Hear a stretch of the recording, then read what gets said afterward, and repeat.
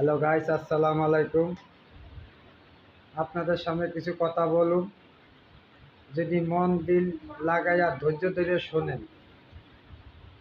যারা বলেন ভাই অনেক রিপ্লাই কমেন্ট করি, লাইক করি, শেয়ার করি, ফলোয়ার বাড়ে না, কেন বাড়ে না জানেন? আপনি সময় দেন না। ফেসবুকে সময় দিতে হবে, একটা নির্ধারিত টাইম লাগবে।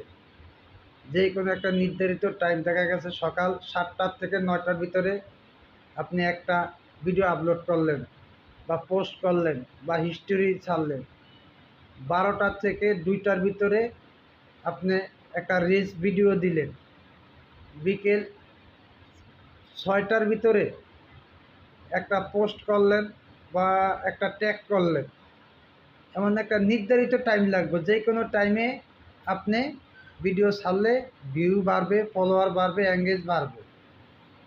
টাইম ছাড়া ওভার টাইমে তো ছাড়লে কোনো লাভ হবে না, কারণ আপনার হয়েছে পেট ব্যথা, যদি মাথা ব্যথার ওষুধ খান কাম হবে?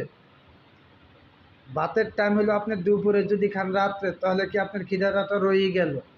যেই কোনো কাজে নির্ধারিত টাইম লাগবে, টাইম ছাড়া হবে না। একটা ভালো কন্টেন্ট করতে হবে। মেন হলো আপনার কন্টেন্ট।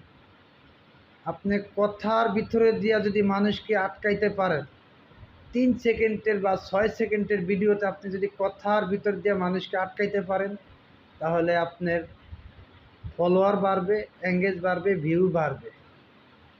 3 সেকেন্ড থেকে 6 সেকেন্ডের ভিতরে আপনি মানুষকে আটকাইতে হবে। যে কোনো একটা ট্যাক্স হোক, রিলে হোক, বা পোস্ট হোক, বা হিস্টোরি হোক, যে কোনো 3 থেকে 6 সেকেন্ডের একটা ভিডিওতে মানুষকে আপনি আটকাবেন। ভালো একটা ডিটেলস দিবেন, যেমন ডিটেলসটা দেখে অনেকে অবাক হয়ে আপনার ভিডিওটা দেখে।